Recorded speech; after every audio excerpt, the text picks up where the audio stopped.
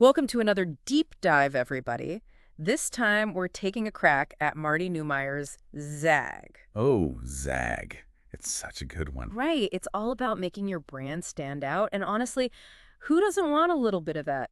hmm Especially these days when it feels like there's just like a million brands out there all screaming for attention. Yeah, that's exactly what Neumeier tackles right off the bat.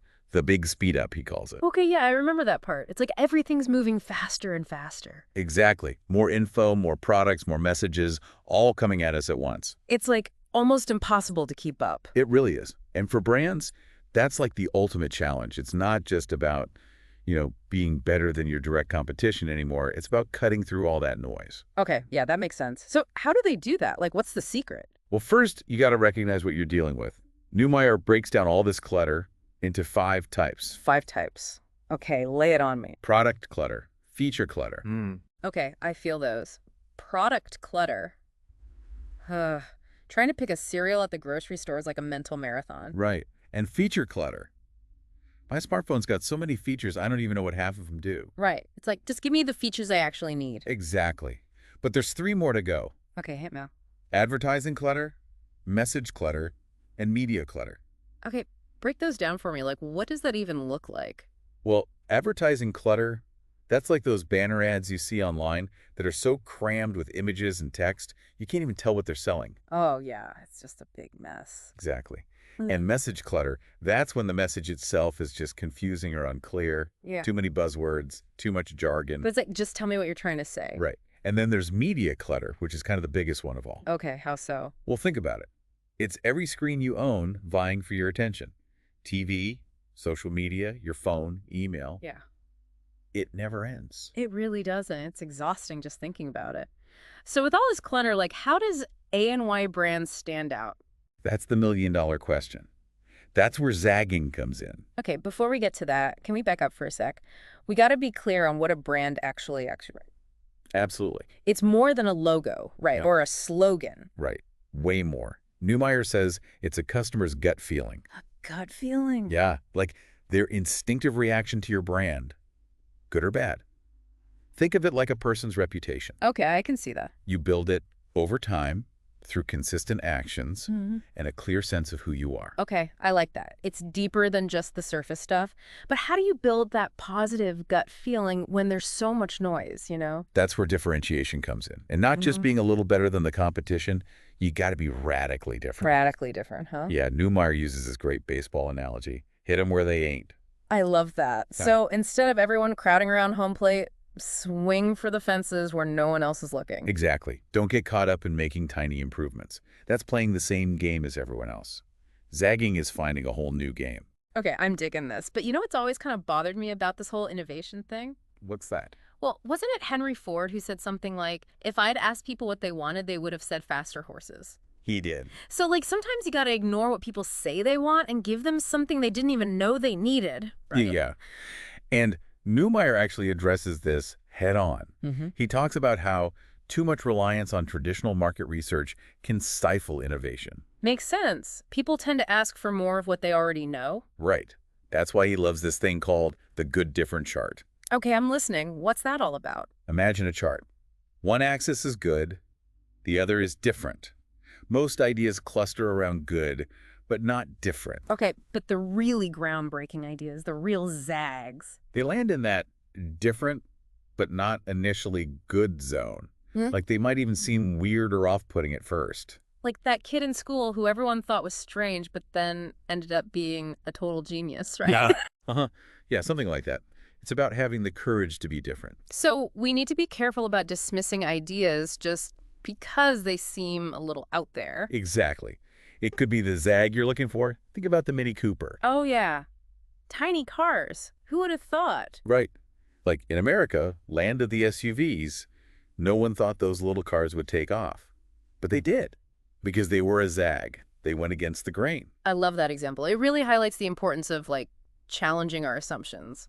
So finding potential zags is one thing, but how do we know which ones are actually worth pursuing? It's all about finding the right trend to power your brand. Okay, riding the wave. I get it. Exactly. Like Starbucks, they capitalized on that whole European coffee house trend. Ah, Or Schwab, riding the wave of personal investing. So it's not enough to just be different. It's got to be different and aligned with something bigger. Exactly. And trends come from all sorts of places. Some are reactions against previous trends, some are driven by tech, some by societal shifts. It's all about paying attention and connecting the dots. Okay, so we found our zag, we found our wave. Now what? Time to build the actual brand. Right. Neumeier lays out this 17-step process for designing your zag. Don't worry, it's not a rigid formula, it's more like guidelines. 17 steps. Okay, that's a lot to unpack. Where do we even start? Let's start with a few that I think are super relevant for you. First up, who are you?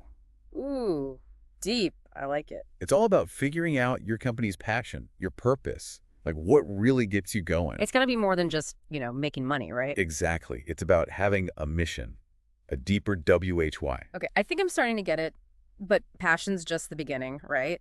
We also need to know who else is out there who we're up against. You got it. That's step 2.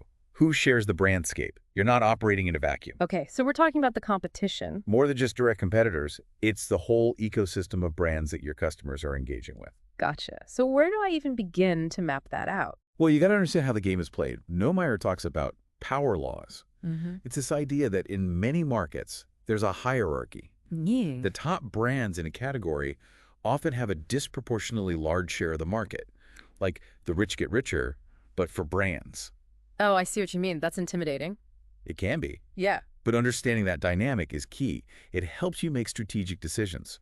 So let's say you've got a good grasp on your passion, your competition. And now it's time to figure out what makes me truly different. Exactly. We're talking about your onlyness. It's Neumeier's step 3, what makes you the only. And he has this brilliant exercise for this, the onlyness statement. Okay. I'm all ears. Just ready? Fill in the blank.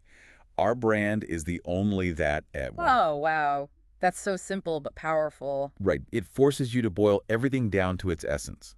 It's answering the question, why choose you over everyone else? That's a great question, and one I think every brand needs to ask themselves, like seriously grapple with. Okay, let's keep rolling with these steps. What's next? All right, this next one might seem a little counterintuitive at first. Neumeier asks, who's the enemy? Whoa, hold up. Are we talking about like actual corporate espionage here? No, nothing like that. Don't worry. Okay, good. So if it's not an actual competitor, what's the enemy in this context?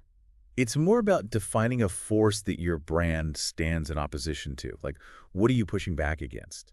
Okay, so it could be a competitor, but it could also be... An outdated way of thinking, a common misconception, even a cultural norm. Okay, I like that. It's about using contrast to really highlight what you stand FOR. Exactly. Like, remember Avis taking on Hertz with that We Try Harder campaign? Yeah, it was like they embraced being number 2 and turned it into a strength. Exactly. Or Apple positioning themselves as a rebellious alternative to IBM. Okay, so for our hypothetical wine bar, what would be the enemy? Well, what we said, we're targeting college students who are, like, curious about wine but intimidated by traditional wine culture. Right. So maybe the enemy is that whole stuffy, pretentious image of the wine world that makes people feel like they need a PhD to enjoy a glass of Cabernet. Yeah, I know that feeling. So we're positioning ourselves as the antidote to that, the fun, approachable, no judgment zone for wine exploration. You got it. All right, that's 4 of Neumeier's 17 steps down. I'm feeling pretty good about our zag so far. Me too. This is shaping up nicely. But remember, we've only scratched the surface. There's so much more to uncover. All right, bring it on. I'm ready to keep digging. Yeah. All right, so last time we were getting into some of those juicy steps from Zag, like figuring out your brand's passion, who you're up against, and crafting that onlyness statement. It's powerful stuff, right? Super powerful. But it made me think. A brand doesn't just exist on its own, right? Right. It's all about relationship. Like a whole network of people and things. Neumeier nails it with a whole chapter dedicated to this, who loves you. Okay, I like that. Who loves you? It's like beyond just customers, right? Yeah. It's about building a whole ecosystem.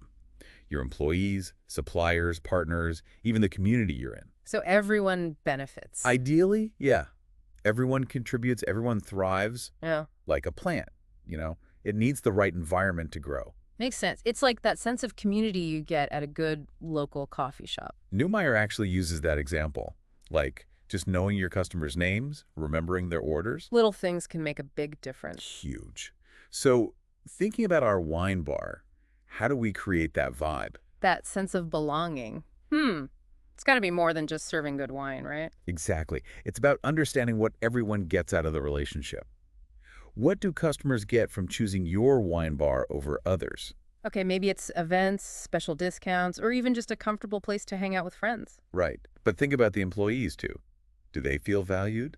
Do they share that passion for wine? And what about the winemakers themselves? Are they partners or just It's vendors? about making everyone feel like they're part of something special. I get it. It's like those brands I'm truly loyal to. It's not just the products, it's the values, the Yeah. connection. Which brings us back to another one of those ZAG steps. Remember, who's the enemy? Oh, yeah. But we're not talking about like actual enemies, right? Not unless there's some seriously shady stuff going on. Yeah. Good. So what kind of enemy are we talking about then? It's more about identifying something your brand stands in opposition to. It could be a competitor, sure. Like it could also be. An outdated way of thinking, a common misconception. Like we were saying before, that stuffy, pretentious wine culture. Right. Our wine bar is all about breaking down those barriers, right? Exactly. You're not just selling wine, you're selling an experience, a feeling. Okay, I like where this is going. But how do we translate all these big ideas into like the actual customer experience? That's a great question, and that's exactly what Neumeier tackles next. He asks, what do they experience? It's got to be more than just a catchy slogan, right? Right. It's about creating a cohesive brand experience across all touch points. Okay, back up. What's a touch point exactly? Any interaction a customer has with your brand. Could be your website, your store, your social media, even how your staff answers the phone. So for our wine bar, that's like the decor, the music, how the staff describes the wines. The font on the menu even. Every detail contributes to the overall impression. It's like those brands that just get you, you know? It's not just one thing, it's everything working together. And it all has to be consistent, telling the same story. Okay, that makes sense. But how do you go beyond just a good experience to actually building loyalty? That's the golden question. And it's what Neumeier tackles next in How Do You Earn Their Loyalty? Loyalty, that's what every brand dreams of, right? It's the holy grail. But you can't force it. You got to earn it. So many brands try to buy loyalty with discounts and rewards programs. And it often backfires. Yeah. People become loyal to the deal, not the brand. Yeah, it's like those grocery store loyalty cards. I've got a million of them, but I'm not loyal to any particular store. I just go wherever the sales are. Exactly. True loyalty is about a genuine relationship. Okay, I like that. It's about building trust, showing you care. It's about exceeding expectations, delivering on your brand promise, and making customers feel valued. So no shortcuts. It's about putting in the work, building those connections. Precisely. Thinking back to Bibley, maybe it's remembering a customer's favorite wines, offering personalized recommendations. Or just taking the time to chat with them, makes them feel seen. Exactly. It's those little things that add up to something bigger. I'm starting to see the bigger picture here. It's not just about selling a product, it's about building a community. And there's a real business case for this too, right? Loyal customers spend more they tell their friends. Word of mouth is gold, especially these days with social media. Right.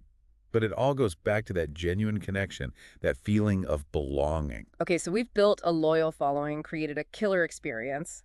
What's next? How do we keep the momentum going? That's where things can get tricky. Because now you're thinking about growth, about extending your brand. And that can be a double-edged sword. I've seen so many brands try to be everything to everyone and end up just like diluting their message. Right. And that's where a lot of brands stumble. They launch a million different products and lose sight of what they stand for. So how do you avoid that? How do you know which brand extensions make sense? Neumeyer's got some great advice on this. Remember that scissors, paper, rock analogy we talked about earlier? Oh, yeah, with companies competing and growing. But how does that apply to, like, brand extensions? Well, each player has strengths and weaknesses. Scissors companies, the startups are great at disruption, but they can be crushed by rock companies, the bigger players. Rock companies have momentum, but they can become slow and bureaucratic like paper companies. And paper companies, the giants, have resources, but they're vulnerable to disruption from those nimble scissors companies. Like a constant cycle. And Neumeier says companies GROW clockwise through this cycle, from scissors to rock to paper. Okay, but they compete. Counterclockwise. Paper smothers rock, rock crushes scissors, and scissors cuts paper. It's all about knowing where you fit in and adapting your strategy. Okay, I think I'm following. So brand renewal is all about being aware of where you are in that cycle and making smart moves. And using those transitions between states from scissors to rock or rock to paper as opportunities to reinvent your Zag, like our wine bar if it grows from one location to a whole chain. We need to be super careful not to lose that special sauce, that onlyness. Exactly. So many businesses fall into that trap. They get bigger, more complex, and they start to resemble those rock companies, losing the spark they had as scissors. Okay, so how do we avoid that fate? How do we stay true to our Zag even as we grow? Well, one key is what Neumeier calls generative learning. Generative learning. Sounds fancy. What's that all about? It's about always questioning, experimenting, learning from your mistakes. It's a mindset of embracing change. So for our wine bar, that's like trying new things, partnering with unexpected businesses, staying curious. Exactly. And it's about creating a culture where your employees feel empowered to come up with new ideas, to take risks. I love that. It's like you can't stand still. You got to keep evolving, pushing the boundaries. That's the heart of zagging, really. It's a philosophy, a way of approaching the world. Okay, that's super inspiring. What else does Neumeier say about renewing our Zag? He's really big on avoiding short-term thinking, which can be tough, especially in today's business world, with all the pressure to deliver immediate results. Yeah, it's like everyone's so focused on the next quarter that they forget about the long game. And that's where a lot of brands go wrong. They sacrifice innovation for short-term profits. They get stuck playing catch-up and lose their edge. It's like running on a treadmill. Lots of movement, but no real progress. Exactly. Building a lasting brand takes time, patience, a commitment to the long game. It's about staying true to your vision. This has been such an incredible deep dive. We've covered so much about zagging. From purpose to growth to renewal. Yeah. It's a whole journey. Absolutely, and I feel like I've come away with a whole new way of thinking about branding. And remember, it's not just for businesses. Zagging can apply to anything in life where you want to stand out. I love that. So as we wrap up part 2 of our deep dive, I want to leave our listeners with a challenge. Ooh, I like it. Lay it on them. Ask yourself, what's my Zag? What makes me different? What unique value do I bring?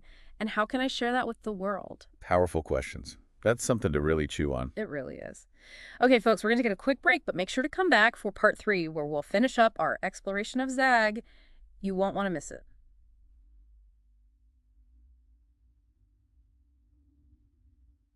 Okay, we're back, ready to wrap up our deep dive into Zag. We've covered so much ground already: purpose, competition, experience, loyalty. It's a lot. It is. But we're not quite done yet. There's one more piece of the Zag puzzle that we need to talk about. Protection. Protection, like brand protection. Exactly. It's about safeguarding your brand, ensuring its long-term health and vitality.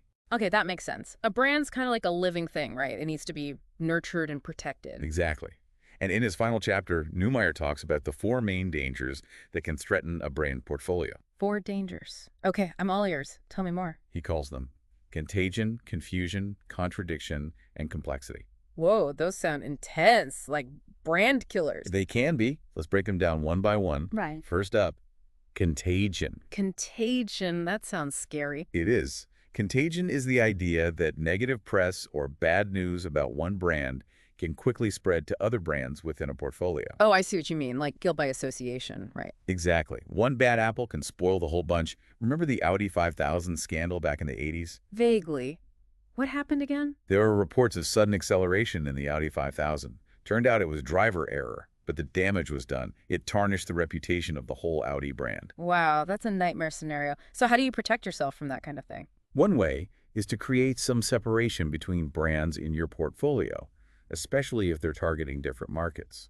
So, like, for our wine bar, it might make sense to have a separate brand for our private label wines. That's a smart move. It creates a firewall. Uh, If there's an issue with the wine, it won't necessarily impact the reputation of the wine bar itself. okay, that makes sense. What about confusion? How does that threaten a brand? Confusion happens when a brand tries to be too many things to too many people. It loses its focus, its clarity. Oh, I've seen that. Like, when a brand launches a million different product lines and you're like, what do you even stand for anymore? Exactly. It's like, remember when Crest toothpaste was just about cavity prevention? Right, now they have like whitening, sensitivity, gum health. It's too much. I don't even know what they're about anymore. Right. It's confusing. And when customers are confused, they're less likely to buy. So brand extensions need to be carefully considered. Absolutely. They need to align with the core brand values. Okay, got it. Clarity is key. What about contradiction? How does that play into brand protection? Contradiction can happen when a brand tries to go global without thinking about cultural differences. Oh, yeah. Like, what works in one culture might not work in another. Exactly. It can lead to some pretty embarrassing marketing mishaps. I've heard some horror stories about that, like brands using slogans that translate to something totally offensive in another language. Yikes. Yeah, it can get messy. Global expansion requires cultural sensitivity. You got to adapt, not just translate. Makes sense. So we've got contagion, confusion, contradiction. What's the last danger to our brand? Complexity. Okay, how does complexity kill a brand? As a brand grows, it's easy to let things get too complicated. Too many products, sub-brands, marketing messages. It becomes a tangled mess. Oh, yeah, I can see that happening. It's like you just get lost in the weeds. And customers can feel that. They sense that lack of clarity, that lack of focus. So how do you combat complexity? Yeah. Just be more organized. It's more than that. It's about being ruthless, simplifying, getting rid of anything that doesn't serve the core brand strategy. So you got to be willing to kill your darlings, even if they're still making money. Sometimes, yeah. It's about making tough choices to maintain that focus. Wow, that's intense. This whole brand protection thing is no joke. It's serious business. But, it's all part of the Zag journey. This has been an incredible deep dive. Seriously. From defining our purpose to protecting our brand, I feel like we've explored every aspect of zagging. We've covered a lot of ground, that's for sure. But the real journey starts now, right? Taking all this knowledge and putting it into action. Absolutely. Zag is more than just a book. It's a challenge. It's a call to action. It's about being bold, being different, and making your mark on the world. Couldn't have said it better myself. So to everyone listening, thanks for joining us on this deep dive into Marty Neumeier's Zag. We hope you found it insightful and inspiring. And remember, the world needs your Zag. Go out there and make it happen. Welcome back, everyone. Today we're going deep beyond the surface of, like pretty designs and stuff. Right. We're diving into the psychology behind what actually makes design work, for humans. Yeah. And to guide us, we have Universal Principles of Design, this book. Yeah. And it's less about aesthetics and more about the people using the designs. Yeah, and I think that's a point the author really drives home. They Yeah. felt like their own design education was missing that crucial element. Yeah, totally. It's like they skipped the Psych 101 and went straight to, picking fonts. Exactly. So think of this deep dive as like your cheat sheet to understanding all those human factors. Uh-huh. So whether you are designing a website, a product, maybe you're working on a presentation, Right. these principles can really make a difference. They can. Yeah. And, they're even helpful outside of, typical design, right? Oh, yeah. Like the way you arrange furniture in your living room Oh, for sure. or how you tell a story. Absolutely. Those are all, in a way, design challenges. Absolutely. Okay, so principle number 1, the 80-20 rule. Yep. I feel like we've all heard about it in, the business world, but this book applies it to design in a way that's like, whoa, I need to rethink my to-do list. Yeah, the basic idea is that 80% of the effects come from just 20% of the causes. Okay. So 80% of, say, a product's use might only come from 20% of its features. Wow. So imagine if you streamlined your design and focused just on that crucial 20%. Right. So powerful. Instead of just adding more and more bells and whistles, Yeah. we should be thinking about what are those essential elements that are actually making a difference for the person using it. Absolutely, yeah. Make you prioritize. Every design choice has to earn its place.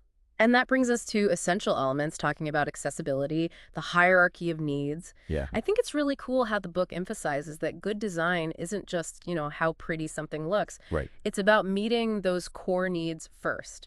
Absolutely. And that's where this classic, psych model comes in, the hierarchy of needs. Right. So picture it like a pyramid, but for design. Okay, I like this. So at the base, you have functionality. So it works. Yeah. Does it actually work? Uh-huh. Is it usable? Got it. Then as you move up the pyramid, you get to things like efficiency, then pleasure, and then finally, right at the top, creativity. Oh, I see. But here's the catch. You can't jump to those top tiers if you don't have that solid base. You can't have a beautiful chair that you can't sit on. Exactly. No matter how artistic it looks, it's a design failure. Total fail. And this is where accessibility comes in, right? Mm. Everyone, no matter their abilities, Yeah. needs to have those basic needs met before you can even think about moving up that pyramid. Yeah, that makes total sense. Okay, this next one kind of blew my mind. The picture superiority effect. Yeah. So apparently our brains are just way better at remembering images than words. It's true. The book cites some studies that showed recall is, like, significantly higher for ads that use pictures. Interesting. Think about how much information we see every single day. Oh, yeah, it's overwhelming. Those visuals cut through all of that. That makes a lot of sense. So all those bullet point presentations, Yeah. maybe not the best way to get the message across. Yeah, maybe try using visuals. Anchor those key points. Oh, or even using visuals to take notes. Oh, yeah. To learn. That's fascinating. Right. Which leads us to iconic representation. Right. So, using those simple images to get across these complex ideas. Yes. Think about all the icons we use. The trash can icon, the heart. The magnifying glass, yep. It's everywhere. The book actually breaks those icons down into, 4 types. Oh, okay. So there's similar example, Yeah. symbolic, and then arbitrary. So a similar is like, Yeah, like a trash can icon that actually looks like a trash can. Yeah. Pretty straightforward. Okay.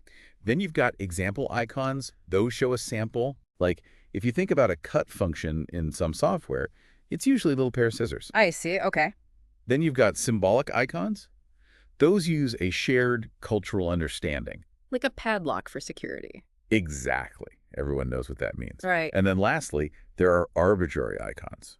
So those don't really have an obvious connection. Not right away. Right. Like the radiation symbol, you have to learn what that means. Yeah. But it still shows how strong visual language is. Yeah, because we do learn that symbol quickly. It means danger.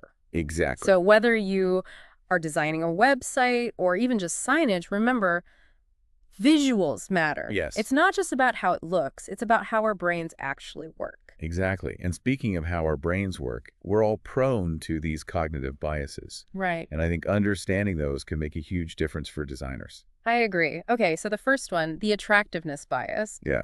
Kind of unfair, but I guess it makes sense. Yeah. We see attractive people as more trustworthy, more competent. Yeah, even intelligent. There's a bunch of research on waist-to-hip ratios, what people consider ideal, and how that affects our perception. Oh, wow. Now, this isn't about pushing unrealistic beauty standards. It's just about being aware of these subconscious biases. To use them ethically. Exactly. Not a secret weapon of influence, but use it responsibly.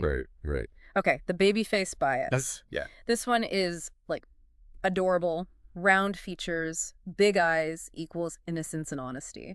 Think about character design. Oh, yeah. Big-eyed, cuddly creatures. They're made to make you feel safe. Even in product design. Right. Like a baby food jar that uses round shapes Uh-huh. seems more trustworthy to a parent. Absolutely, yeah. Okay, last one, contour bias. Yeah. This one feels a bit primal, like survival instincts. Yeah. We evolved to be wary of sharp things. Right, sharp things can hurt you. So we prefer rounder shapes. They feel safer. I bet if you look around your office, almost everything has rounded corners. Oh my gosh, you're right. Yeah, it's subtle, but it influences how we feel. Huh. Like a sharp-edged phone might just feel less inviting than one with smooth curves. Yeah. It's almost like our amygdala is always on the lookout, and those sharp angles, they're like red flags. Right. So, when you're designing something, think about the shapes. Yeah. Do you want it to be edgy or calming and inviting? It all depends. So knowing these biases is I don't know, having a cheat sheet to human psychology. Right. And you can use that to nudge people in certain directions, but you got to do it ethically. Absolutely, yeah. Understanding the power you have as a designer and being responsible with it. Totally. Okay, so this next part is where it gets real practical, designing for actual behavior change. Yes. The book dives into things like operant conditioning, shaping. So operant conditioning, in a nutshell, it's about using rewards and, punishments to change how people behave. Right, so those apps where you get points for doing things. Exactly. Gamified apps using that principle. Oh, okay, cool. And then there's shaping. Yeah. So you're breaking down some complex action into these smaller steps that you get rewarded for. Right. Like potty training Mm-hmm. or teaching someone a new skill. You don't just throw everything at them all at once. Right. You don't expect them to be perfect right away. Exactly. It's about those achievable milestones. Celebrate those steps as you go. I like it. And then there are nudges. Yes. So those are the subtle design choices that guide the behavior without forcing it. Right. Like the book gave this great example about a cafeteria Okay. and how they used nudges to get people to eat healthier. How do they do that? So they put the fruit at eye level and they put the chips in a place that was harder to reach. So you see the healthy stuff first. Exactly. And it influences what people choose. It's so fascinating how this applies to so many things, like designing a website that converts visitors into buyers, or even setting up your home to encourage productivity. Yeah. Or even breaking a bad habit. By understanding these principles, you can design your environment, set up systems to support those goals. I love it. Okay, are you ready for something a little creepy? Oh, yeah. We're heading into the uncanny valley. Ooh. This is where it gets really interesting. So as we get better and better at making realistic robots animations, it turns out there's a point where it backfires. It gets a little too real. Right, yeah. Like, those early CGI characters? Yeah. Something about them is just doff. Yeah, they're almost human, but not quite. Yeah. And the book ties this to our basic instincts. We're wired to see illness. Yeah. And those imperfections and those hyper-realistic creations, they trigger this, pathogen avoidance system. It's like our subconscious is screaming, something's wrong. So it's deeper than just aesthetics. Yeah, it's about those deep-seated survival mechanisms. And this has huge implications for AI and robotics going forward. How do you design a robot that doesn't freak people out? It's a big question. Yeah. As technology gets more advanced, designers have to think about more than just what it can do. Right. But the psychological effect. Yeah, for sure. Okay, let's tackle a design principle that we've probably all heard. Form follows function. Classic. Right. Sounds simple enough, but the book takes a more nuanced view. Yeah, so while functionality is obviously super important. The thing's got to work. Right. But the book argues that aesthetics, they're important too. Oh, okay. People are more likely to use something, enjoy it, if they think it looks good. It's like, do you pick the car that's purely practical or the one you like driving? Right, exactly. We're not just rational beings. Yeah. Our emotions matter, our feelings about how things look. That affects our choices. So you're saying if I have a website and it's clunky and boring versus a website that's sleek and nice to look at, people are going to spend more time on the one that looks good. Most likely, yeah. And that creates this tension in design, the trade-off between how it works and how it looks. So sometimes function has to come first, and sometimes aesthetics win. It all depends on your goals. So you're saying there's no one right answer. Exactly. You need to decide what success means for your design, and then make choices that fit that. Sometimes minimalist, purely functional is perfect. Right. Other times you need to spice things up a little bit. Inject some personality for sure. Yeah.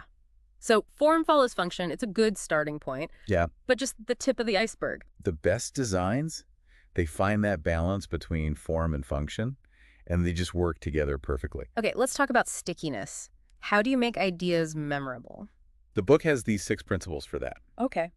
Simplicity, surprise, concreteness, credibility, emotions, and stories. So first, can you boil your idea down to its essence? Keep it simple. Right. And can you grab attention with something unexpected? Surprise them a little bit. Exactly. And then can you make it tangible, relatable? Okay. Can you back it up with evidence? Oh, so it has to be believable. Yeah. And most importantly, can you tap into those emotions? Because facts are not enough. Rarely. Yeah. It's the stories, the feelings that make things stick. It's like that Got Milk campaign. Oh, yeah. Good example. So simple. Yeah. Visually, really interesting, tapped into humor and emotion. Yeah. People still remember that, and it was decades ago. That's stickiness in action. And these principles, they work whether you're doing marketing or giving a presentation or even just trying to get your point across in a meeting. Right. Okay, for the final principle in this part of the deep dive, let's talk about something we do every day without even thinking about it. Wayfinding. So how do we move through space? And that includes digital space. Right. And the book actually breaks this down into 4 stages. So there's orientation, route decision, route monitoring, and then destination recognition. It sounds kind of complicated, but it's what we do all the time without even realizing it. Exactly. Like when you walk down the street or even browse a website. Right. Good wayfinding design, it just makes this process seamless. So it just works. Yeah, like think about a well-designed airport. Okay. Clear signs, intuitive layout. You just know where to go. Exactly. Yeah. And you don't even realize how easily you're moving through this complex space. The book has this really cool example of how they redesigned the paths in Central Park. Oh, yeah? They actually looked at what they called desire lines. Yeah. So those are like the worn paths that people made because they were taking shortcuts. Yeah. And they were like, wait a minute, people aren't using the paths we designed efficiently. Right. Let's redesign them based on how people actually want to move through the park. Fascinating. It's a great example of how just watching how people behave can lead to designs that are way more intuitive. Absolutely. And it applies to more than just physical spaces, right? Yeah. Like think about website navigation or even the structure of a presentation. It's all about guiding people. Exactly. Good wayfinding is about making that journey smooth and effortless. Whether it's a physical space or the digital world. So we've covered a lot in this first part of our deep dive. We have. From the 80-20 rule to how visuals work to wayfinding. It's a lot. It's clear that good design isn't just art or science. Right. It's understanding people. Absolutely. And that brings us to something we use all the time, but don't really think about much. Affordances. Affordances. Sounds fancy. Yeah, it's kind of a jargony term. But basically, it's just about designing things so their function is obvious. Okay. The classic example is a door handle. A good door handle tells you right away whether to push or pull. Right. You don't need a sign that says push or pull. Exactly. Yeah. It's all about those little cues that make it clear how to use something. And it's not just physical stuff. Oh, yeah. Think about websites, apps, those buttons, icons, the layout. It's all about affordances. Okay, I see. A well-designed button looks like you can click it. A slider, you just want to grab it and move it. When those affordances are done well, you don't even think about it. It just feels natural. But when they're done badly, that's when we get those confusing doors that you push when you should pull. Right. Or websites where you click a button and nothing happens. So frustrating. Yeah, those moments show you just how important affordances are. It's about thinking ahead, anticipating how people are going to use what you designed, and making that interaction smooth. So designers, pay attention to those little cues. Make sure your buttons look clickable. Make sure your menus make sense. And for the love of all that is good, design doors that open the right way. All right, now let's talk about balance. Okay. Specifically, the control principle. Okay. It's about giving people the right amount of control over something, not too much, not too little. Oh, that reminds me of learning to drive. Yeah. You start with a car that's got automatic transmission, power steering. It's easier for beginners. Right. But then as you get better, maybe you want a manual transmission, more control over the steering. Exactly. And it's the same with design. A software interface for beginners might hide some of those advanced features. Right, you don't want to overwhelm them. But an expert user, they might want access to all the options. So you tailor it to the user's experience. Exactly. Too much control can be confusing, but too little is just annoying. It's all about finding that balance. Yeah, finding that sweet spot where people feel like they have the power to do what they want, but they're not overwhelmed. And that leads nicely into the cost-benefit principle, which is make sure the benefits outweigh the costs. It sounds simple, but it's so important. Yeah. And remember, cost isn't always about money. Right. It could be about time, effort, even emotional stress. People are always asking themselves, is this worth my time? Is it worth the hassle? Exactly. Like those online forums that ask for way too much information. Ugh, yeah. You just give up. You go to a different website that's easier. Yeah, I've totally done that. So as a designer, you have to be aware of those costs. Right. And you have to make sure the benefits of using your design are really clear. Okay, here's one I think is so important in design and just in life. Forgiveness. Yes. Love that one. So it's about designing systems that minimize the consequences of mistakes. Yeah, we're all human. We're going to mess up.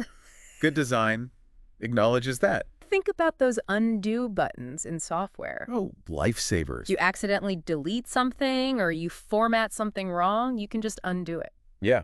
Or websites that have good error messages, right? Yes. Not just error 404 and leave you hanging. Right. They actually help you figure out what to do next. Forgiving designs make you feel supported. Right. Not punished. Like the technology gets you. It's more human. Exactly. All right, let's get a little philosophical for a second. Framing. Oh, yeah. So it's about how the way you present information changes how people see it. It's the classic glass half full or half empty. Right. Just changing the wording a little, the context, it can completely change how people understand something.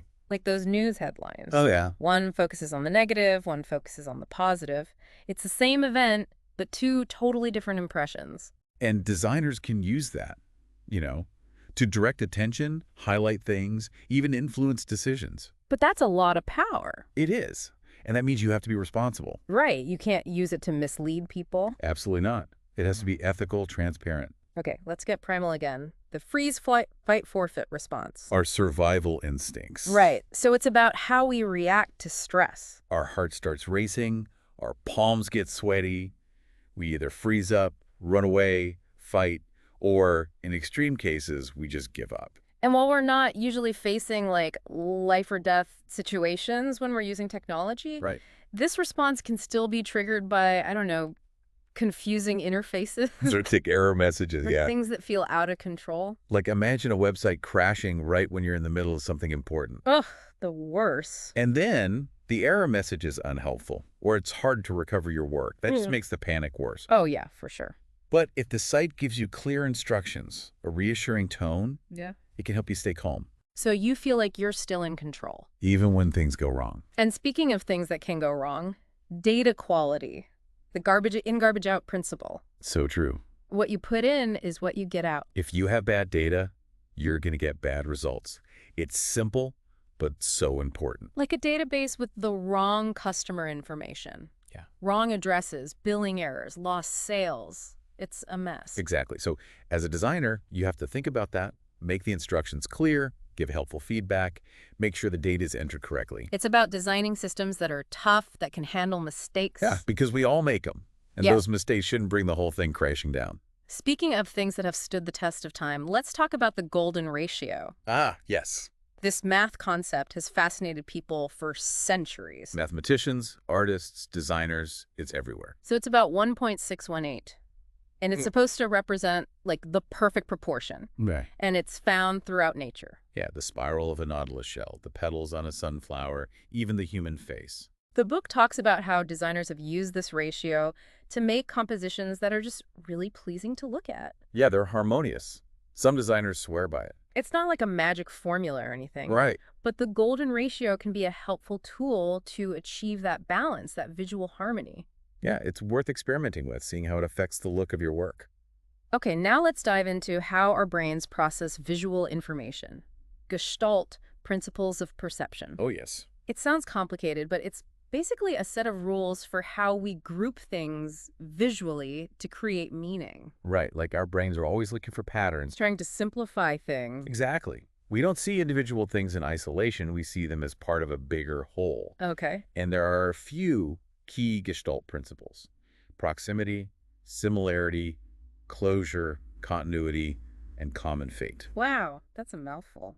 So proximity just means we group things together that are close to each other. Like a group of stars, we see it as a constellation, not just individual stars. Exactly. And similarity means we group things that look alike. So like if you have red circles and blue squares. Yeah, we immediately see them as two separate groups. Got it. What about closure? Closure is our brain's tendency to, like, fill in the gaps, to complete a shape.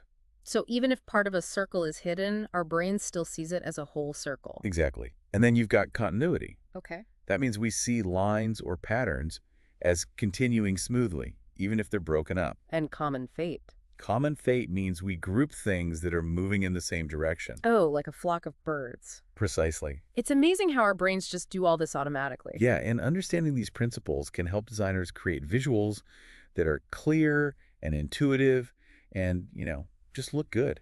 Okay, how about a principle that can make choices simpler? Yeah. Hicks' law. Hicks' law, yeah. It says that the longer it takes to make a decision, the more choices there are. That makes sense. More options, more time to think about it. And think about all the choices we face online. Oh yeah, it's overwhelming. Those complex menus, tons of options, it's too much. Yeah. So Hicks' law reminds us, keep it simple. Simplify those menus. Break down complicated tasks into smaller steps. Make it easy to find what you need. Less is more. Especially online. Okay, next up. Hierarchical representation. Oh, that's a good one.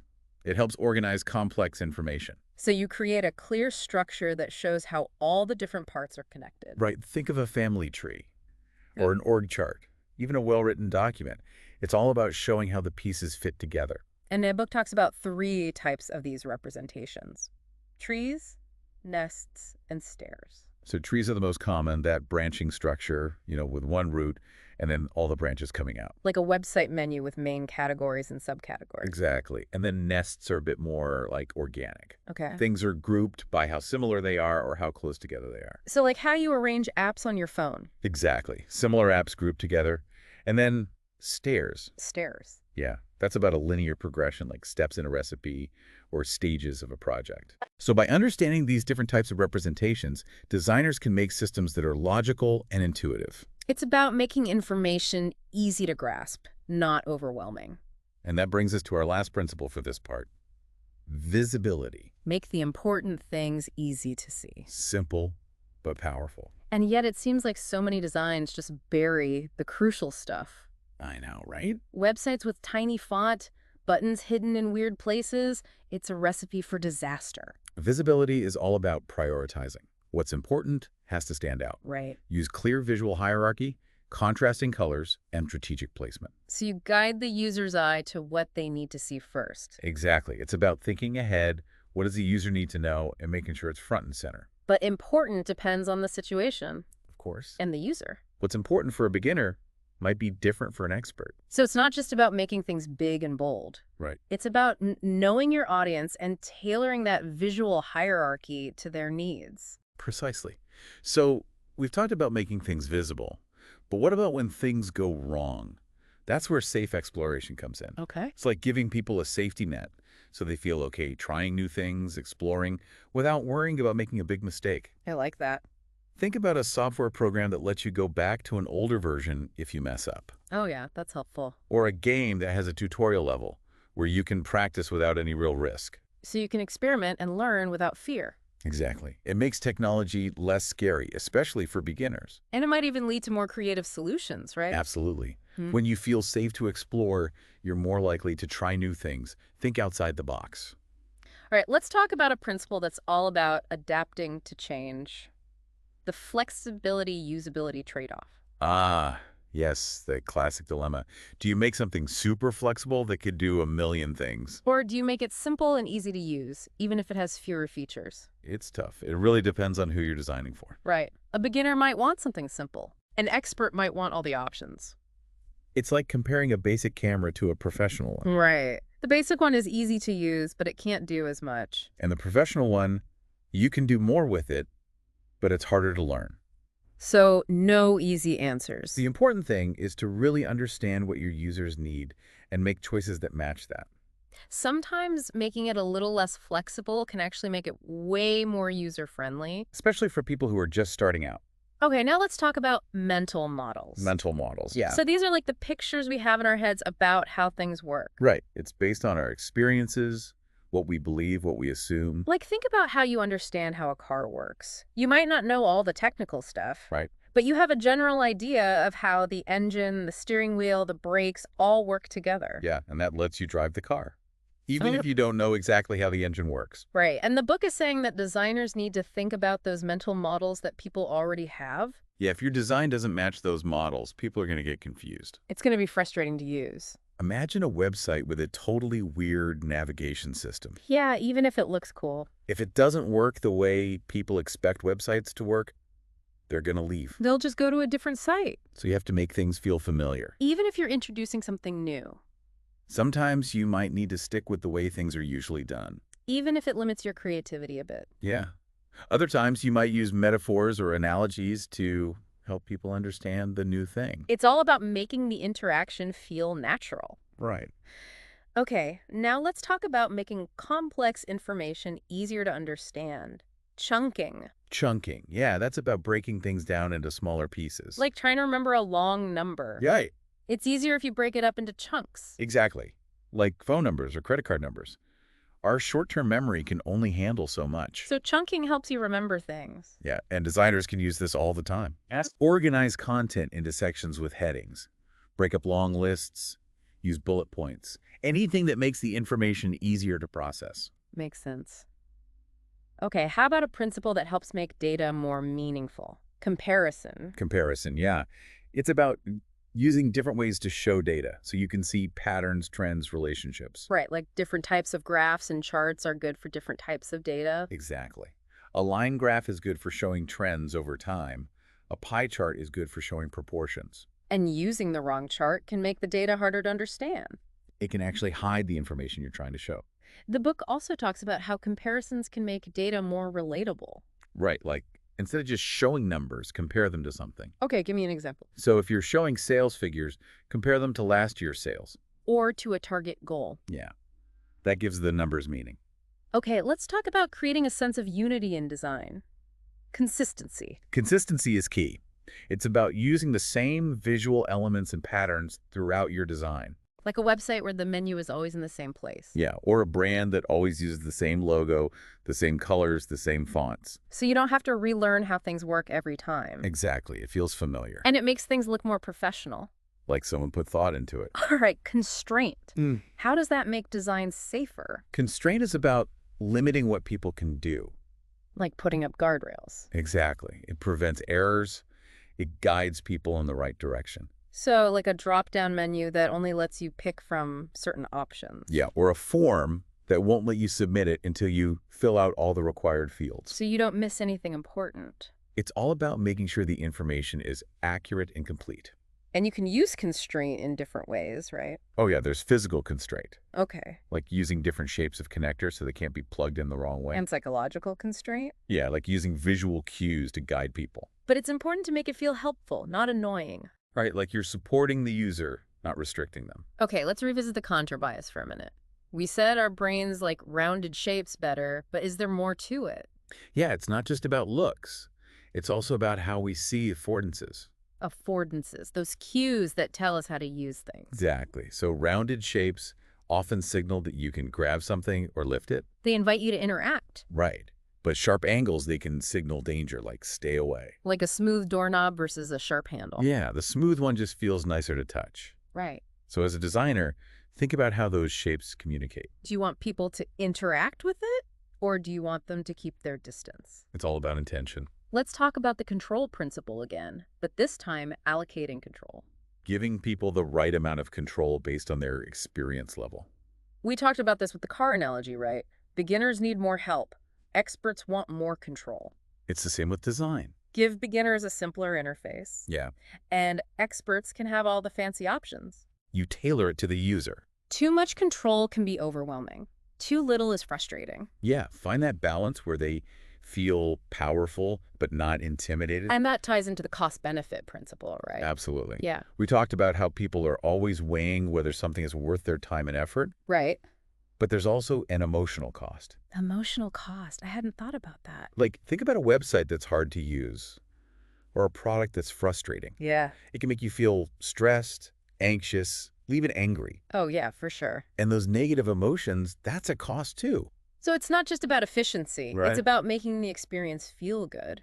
If it's frustrating, people might not use your product or service. It can hurt the brand. Absolutely. Yeah. So think about how your designs make people feel. Do they create joy, ease, or are they causing stress and annoyance? Okay, let's talk about a principle that's so relevant today with information overload everywhere. Recognition over recall. Ah, yes. Our brains are much better at recognizing things than remembering them. Like, it's easier to recognize a face in a crowd than to describe it from memory. Right. So use clear visuals, familiar icons, consistent labels. Don't make people remember things. Make it easy to recognize what they need. Yeah, like a website with clear menu labels. You can just scan the menu and find what you want without having to remember where everything is. Or software with intuitive icons. Right. You just see the icon, you know what it does. No need to memorize commands. Makes things much easier. Okay, relative positioning. How do our brains understand where things are in space? It's not just about absolute location. Okay. It's about how things are positioned relative to each other. So like the chair is next to the table. Yeah, the lamp is on the desk. The picture is above the fireplace. Our brains are always doing these spatial calculations. And designers can use that to create visual hierarchy, guide attention, even convey meaning. Like think about how we use different font sizes. Yeah, bigger font means more important. Bold text stands out. Indentation shows how things are grouped together. It's fascinating how those little spatial cues make a difference. It's not just about text either. Relative positioning is used in all kinds of designs, from websites to product packaging. So designers who understand how our brains work with space can create designs that are both intuitive and beautiful. Absolutely. And speaking of creating order and clarity, let's talk about serial positioning. Serial positioning, does that have to do with the order you present things in? Exactly. It's all about understanding that where something is in a list affects how well people remember it. Okay. We tend to remember the first and last things best. And the stuff in the middle gets lost. So if you're designing a website menu, put the most important options at the beginning and the end. Or in a presentation, start strong and end strong. Right. Because those middle items, people are less likely to remember them. Okay, signal-to-noise ratio. That sounds important. It's about making sure the important information stands out from all the distractions. Think about a website that's just a mess, ads everywhere, pop-ups, too much text. You can't find anything. It's all noise. Good design is about getting rid of that noise and highlighting the signal. Use white space, strategic placement, make it easy to focus. What's noise depends on the person using the design, right? Of course. What's irrelevant to one person might be crucial for someone else. All right, let's talk about simplicity. Simplicity. It sounds easy, but it's harder than you think. It's about getting rid of everything that's not essential. Exactly. Think about those iconic products like the iPod, the Google search page, a minimalist chair. They're beautiful because they're simple. Simple designs are easier to use, easier to understand, and they just look better. But it's not about getting rid of features. It's about finding the most elegant solution. Sometimes adding more just makes it worse. The book emphasizes that you should be thinking about simplicity throughout the design process. Always asking yourself, is this necessary? Can we make this simpler? When we streamline it, the goal is to create designs that are both powerful and easy to use. Designs that just work. Okay, let's talk about storytelling. Oh, I love a good story. Stories are powerful. They connect with us emotionally, make us think, help us remember things. Think about some of the most memorable brands. Yeah, They usually have great story behind them. absolutely. And designers can use that. Tell a story about a product, a brand, even a user experience. Don't just list features. Tell a story that people connect with. Right, like how Apple talks about its products. They're not just gadgets, they're tools for creativity. Or Nike, how they tell the stories of their athletes. Yeah, it's about dedication, pushing limits, achieving greatness. It's inspiring. Storytelling can make something ordinary into something special.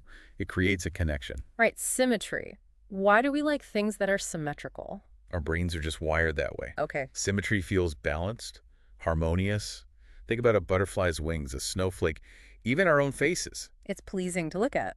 So designers use symmetry to make things look good. Symmetrical layouts feel stable, Symmetrical objects are easier to hold, and symmetrical patterns create rhythm. but sometimes you want to break the symmetry. Oh, okay. Asymmetry can create energy, surprise. Yeah. It's all about knowing what effect you're going for. Okay, next up, transfer. I feel like we've touched on this a little bit already. It's about using what people already know to help them learn new things. Like when you learn a new software program, a lot of the icons are the same as ones you've seen before. Right, we're learning to drive. The steering wheel, the gas pedal, the brakes, they're all pretty much the same in every car. So you can transfer your skills. Makes sense. So as a designer, use those familiar patterns, metaphors, conventions. Make the new thing feel familiar. Yeah, it makes it easier to learn. Okay, universal design.